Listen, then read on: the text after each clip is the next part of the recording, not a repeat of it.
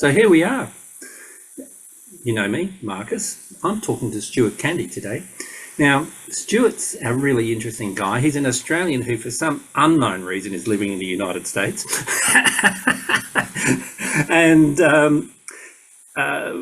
what can I say? Well, I came across Stuart's work well over a decade ago, and I've followed it with interest, sharing it sometimes with students and so on, particularly his work around experiential futures, which of course is why I've got Stuart here today, because I want to explore how he sees futures feeling. Okay, Stuart's worked on things like the Think from the Future and other work. You've often worked with, what's his name, Jake Duggan, is that right? Dunnigan, yeah. So I've got to track him down too. He's told me, like you, that he's happy to do one of these interviews, because I'd like to have you kind of bookmarked, actually, so you've got that we can have you together, which I think would be interesting to see how you present it and how he presents.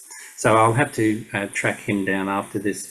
But, you know, your work is really very interesting. You've got a PhD, which I believe you got through the Manoa School, supervised by Jim, and you've had Sahel. Was he on your supervisory panel, or was he one of the examiner type people in that? No. Actually, Sahel and I didn't collaborate formally around the doctoral work. Okay. But you know, it's a small world, futures, so we all kind of, you know, cross paths. Well, it's a small world in our particular corner, because there are different futures worlds that I've been really discovering and exploring.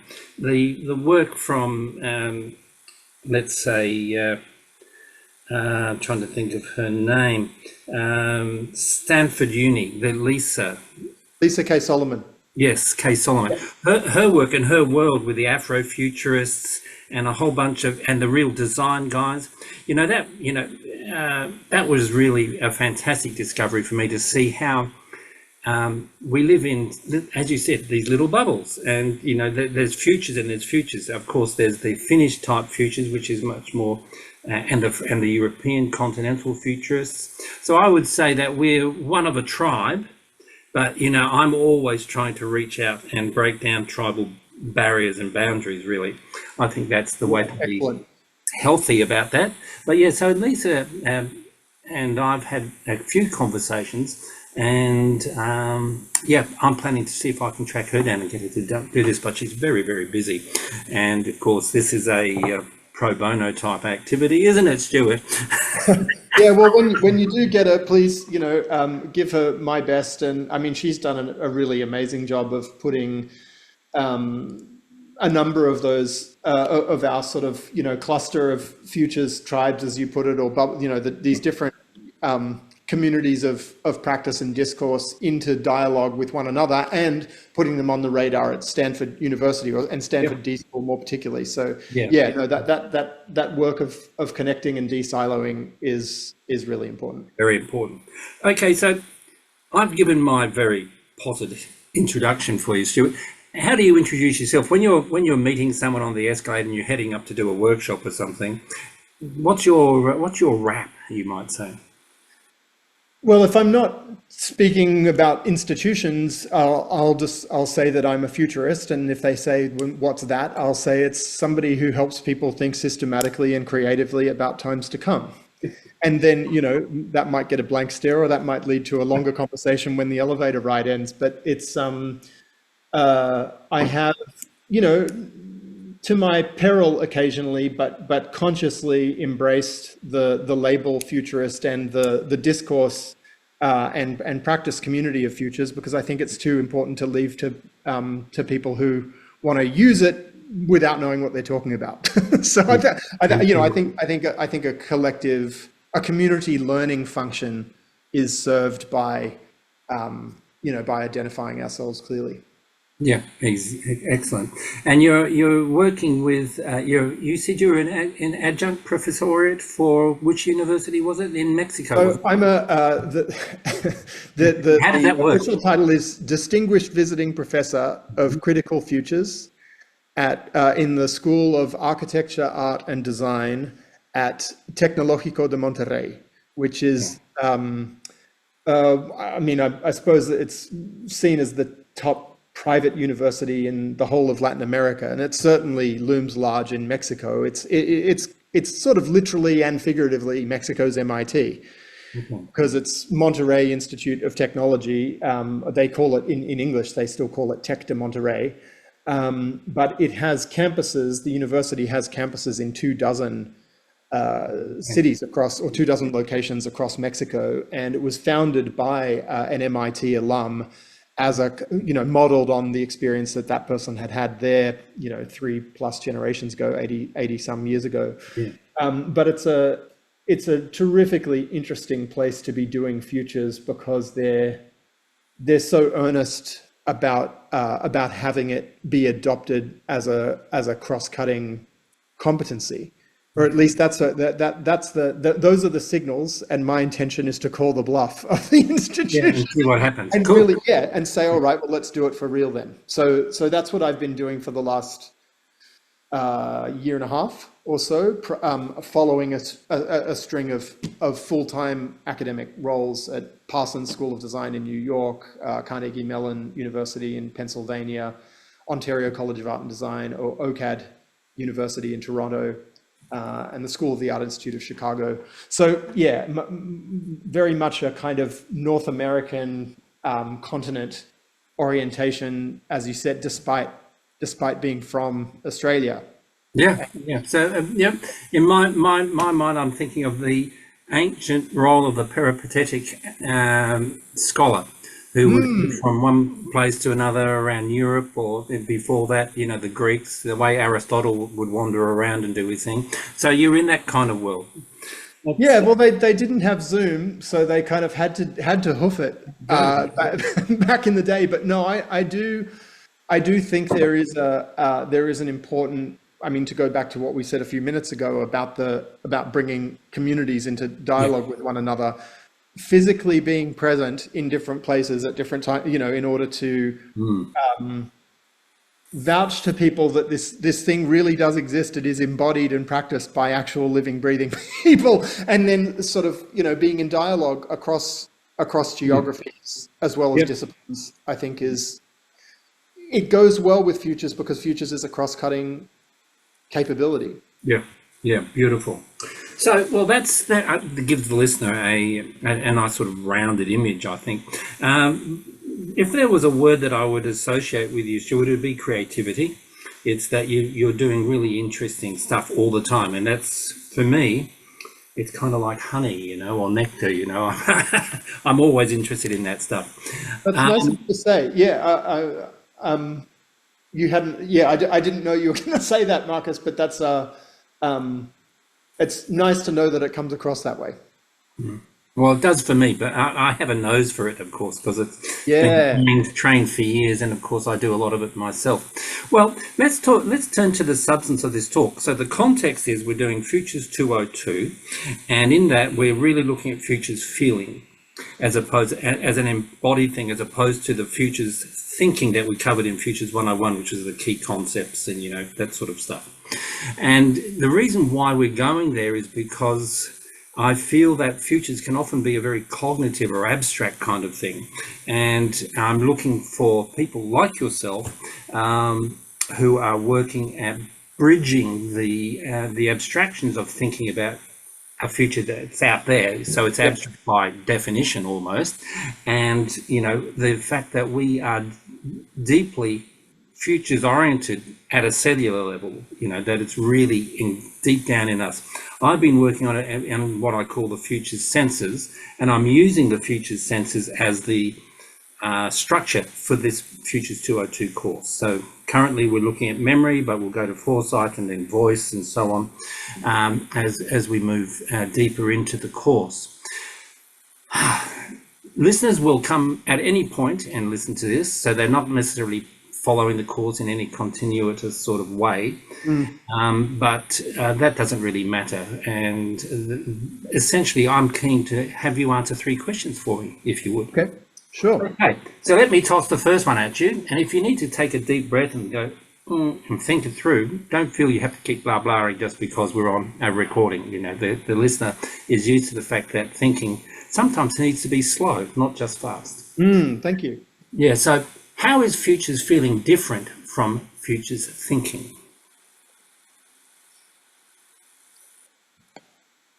Well, so yeah, thanks for the question and also the invitation to consider it rather than shooting from the hip. Yeah.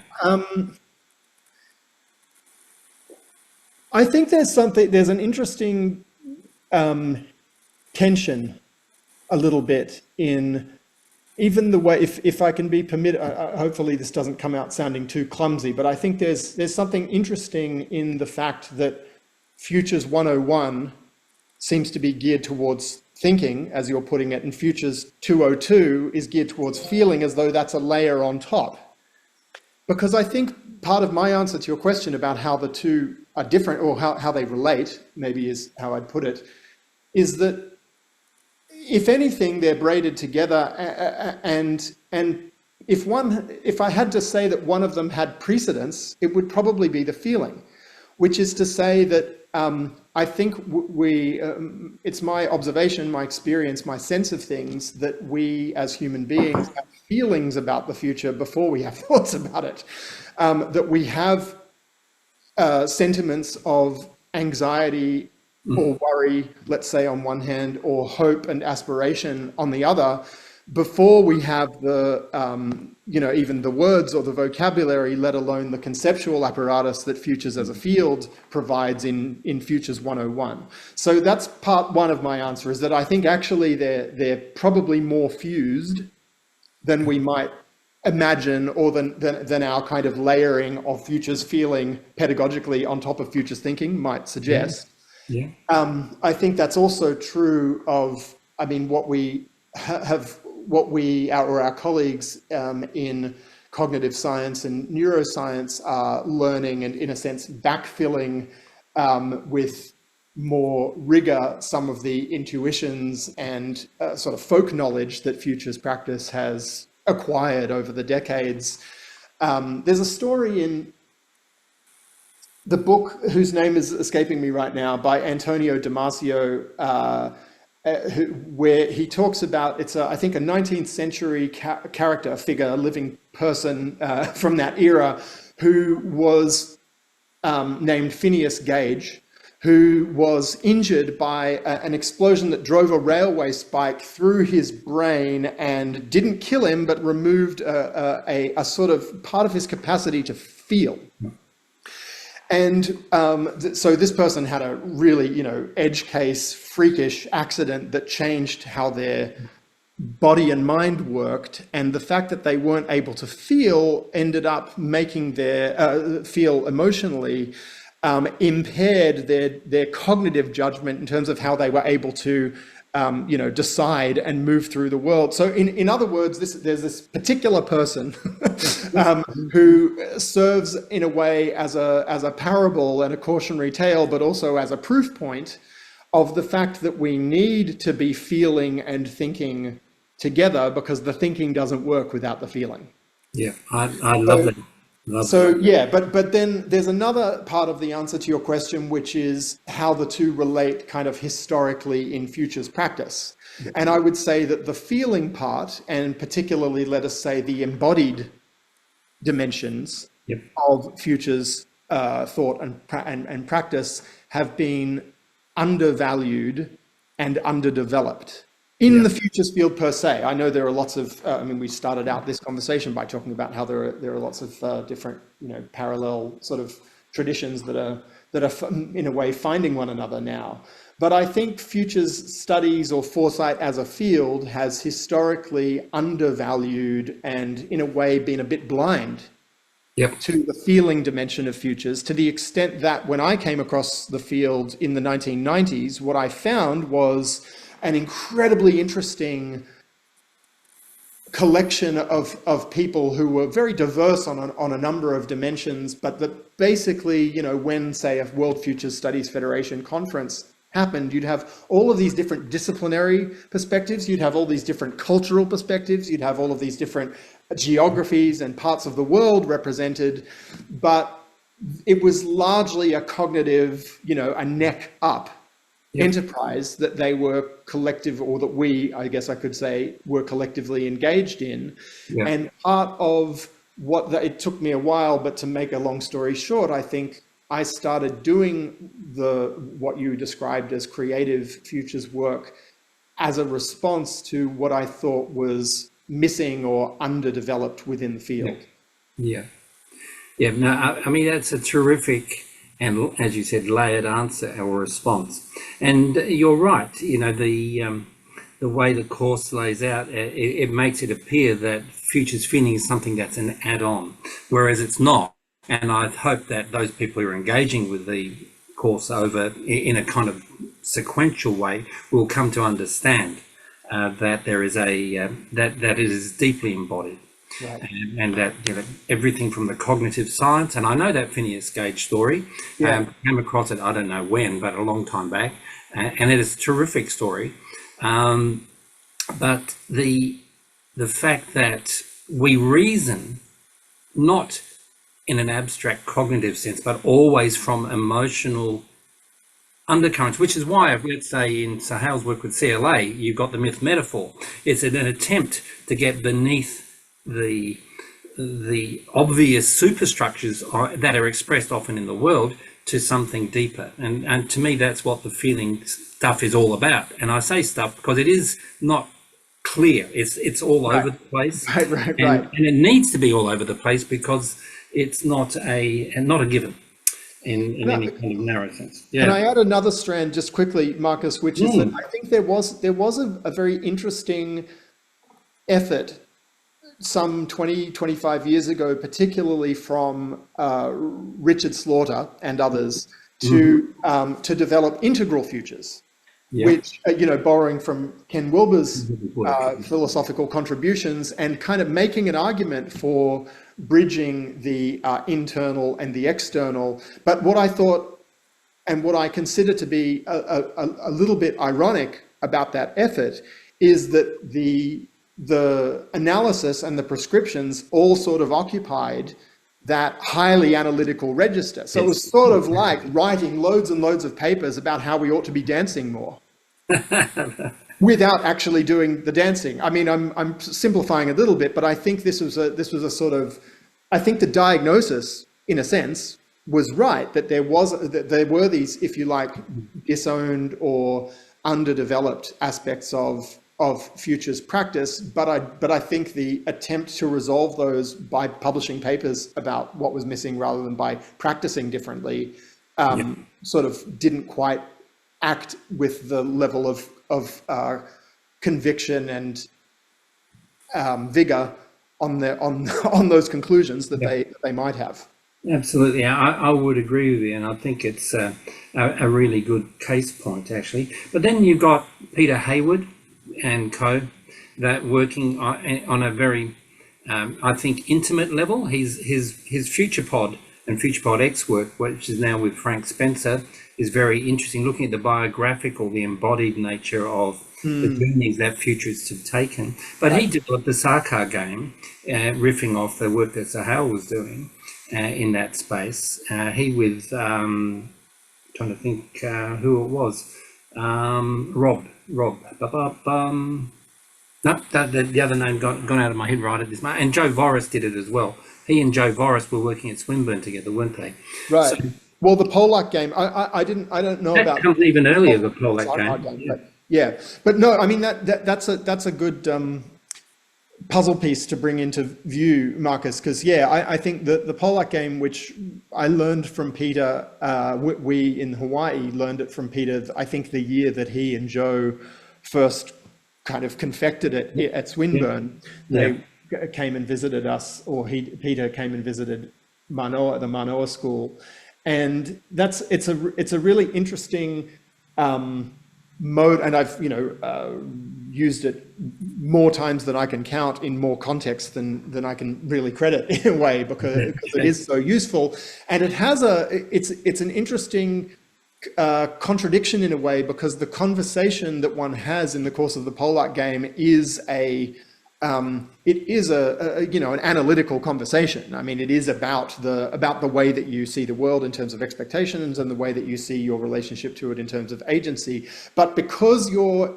not just reflecting on the page or on a Zoom call or in verbal form, but moving your body to express your convictions and seeing where you stand literally and trying to account for that or even defend it perhaps in relation to others, I think it sticks with people more. So even though you're having this theoretical conversation that has the attributes of theory, because there's an embodied dimension to the way that you're having it, it incorporates a kind of, I mean, it stays in memory more. Years and years later, people come up and tell me, this is a thing that I remember from our first futures class or whatever. And so that kind of the vitality of embodiment as a way of, if you like, offsetting the necessarily theoretical dimensions of alternative futures, I think are important for us to take note of. Yep, exactly. And I think I'm smiling because you've also kind of already answering or dealing with the second question, which is how do you explore future feeling with your own work? And Right. could you give us an example? So you've talked about the Pollack game. Is there anything more that, I'll say that question again a bit slower.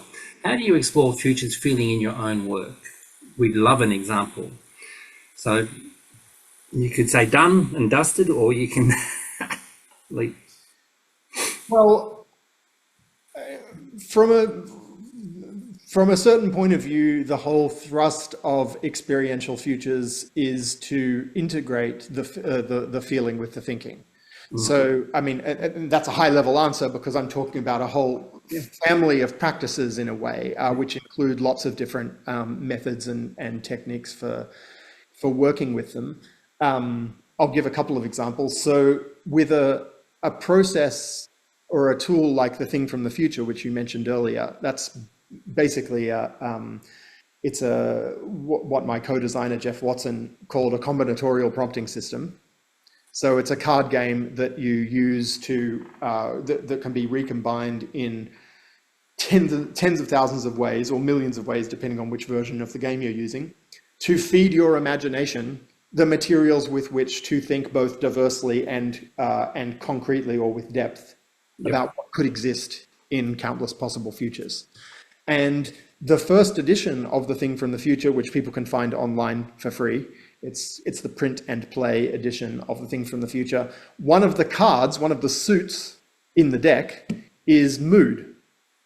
And mood is, basically it's inviting you to do your ideating about these things that could exist in alternative futures from within a particular felt space, whether that is, I mean, I think we use nouns there rather than adjectives, but so whether it's a space of anxiety or delight or aspiration, I don't know, I haven't looked at them for a while, but any kind of space of sentiment, any kind of feeling can be a space within which you do your thinking. Yes. About futures.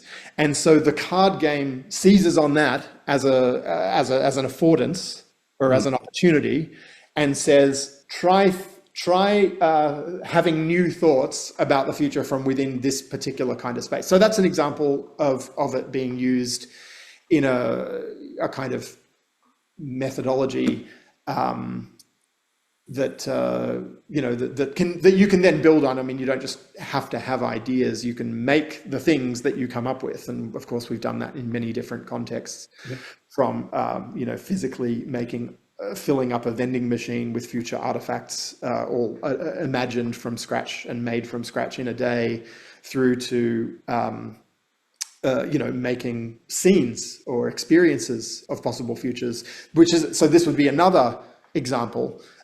There's a practice that really, in a way, starts, I think, with Jake. You mentioned Jake Dunnigan. Jake's and my collaboration in Hawaii 20 years ago, where we were enlisted by the state of Hawaii in having the public co-create a sustainability plan for the islands. And to make a long story short, we put 550 people into 4 different versions of the year 2050 bodily as a basis for richer conversation about those alternative trajectories for the islands and what they might mean for our, preferences and our choices today. So that modularizing that, what I came to call experiential scenarios, that turned into a practice that I've now run many times with people from Singapore to North Carolina to Mexico City to Toronto to Pittsburgh and to Bristol to Denver, on and on. But basically, an experience of a future at the scale of a room is what we call a time machine. So a time machine is basically a future you can inhabit for, let's say, 15 or 20 minutes. And then after that, you have a conversation about what you just experienced, how you feel about it, how you think about it, what you think its implications are for the present.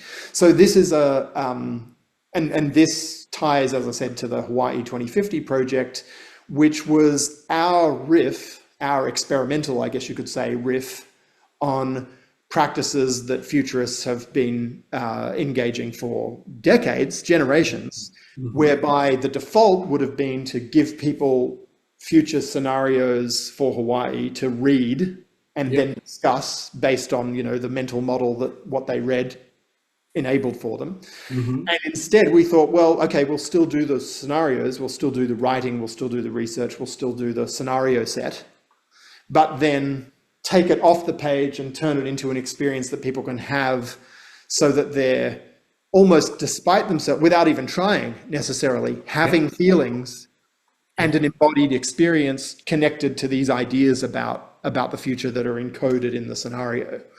And so that's another example, I would say. So you've got like a tool like the Thing from the Future on the one hand, which is sort of inviting a kind of explicit incorporation of the felt dimension into the having of ideas.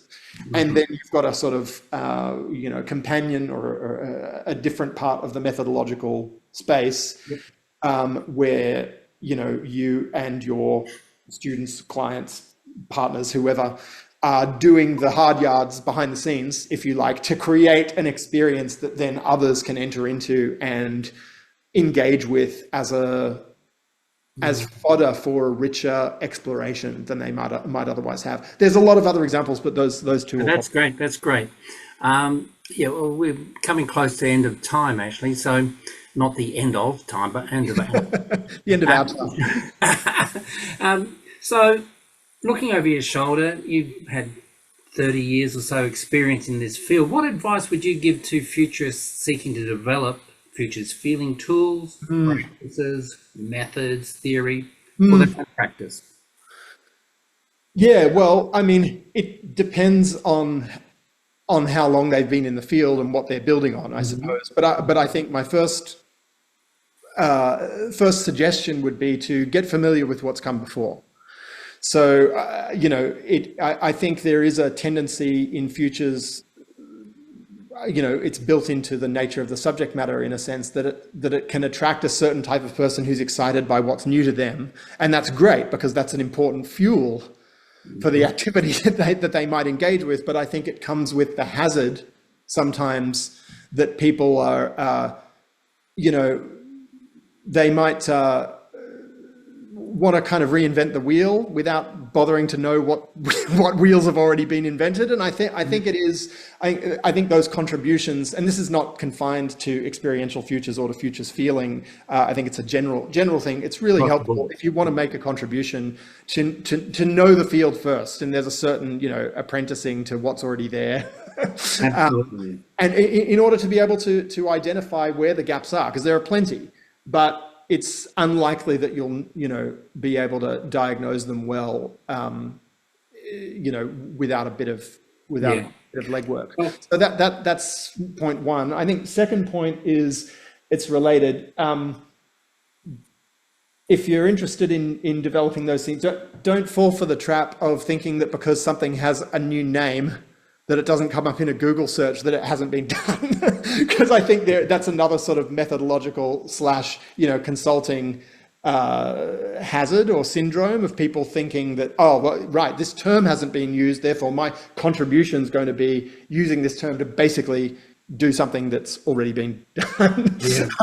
And then the third thing, I think, and this is a bit more substantive, is collaborate, is to do it collaboratively, because the full kind of the full action space of futures practice is kind of calls for all of us. It's ultimately a team sport, and I think there's a flip side here as well, which is that without collaboration, or if you're sort of trying to do things completely solo, you're going to be limited to what's in your gift to contribute. But when you join together with others, you can sort of you learn more, and your capacities, your collective capacities grow. So I think doing it, pursuing it sort of collaboratively is really a beautiful opportunity to explore, and to bring us back to where we started, to kind of join the dots across different communities of practice, whether they call themselves futurists or futures interested or not. I think spanning into different kinds of relationship is a really wonderful thing to do, whether you're doing experiential futures feeling stuff or not. That's a great and comprehensive answer.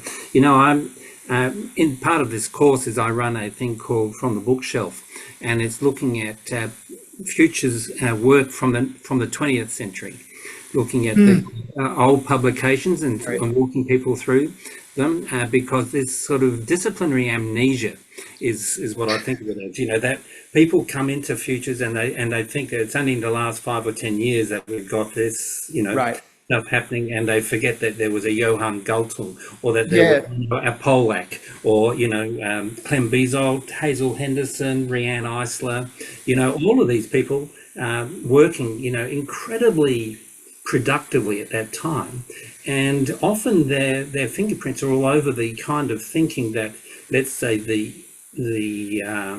mature futurists of today, they've all grown up, and we all know Rianne Eisler's work or Bezold's work or whoever it might be.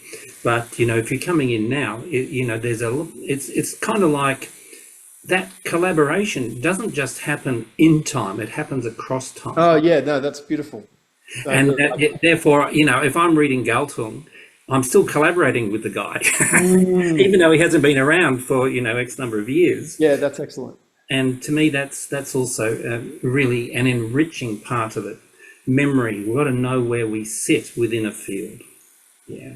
And that keeps going. I keep on learning all the time from these guys from the past. I go and find, an old book by X, and, I'm pouring all over it going, oh, it's just so, it's just so affirming. It's not, oh no, they thought that before me or whatever. It's not like that. It's their thinking affirms what we're doing today in different. No, that's I love that, Marcus. It's great. Yeah. Anyway, I've really enjoyed talking to you, Stuart, but we should wrap this up right now. And I'll drag you back at some point, perhaps to do something fun. So we'll think about that. But at the moment, I'm really happy that you gave us the time. Really generous of you. I know that you're on, doing all sorts of stuff, running around the place, dealing with worlds both here in Australia and over there in the US. So thanks, and keep in touch. Yeah, thanks very much for having me, Marcus. Likewise. Yeah, no problems at all, Stuart. So thank you.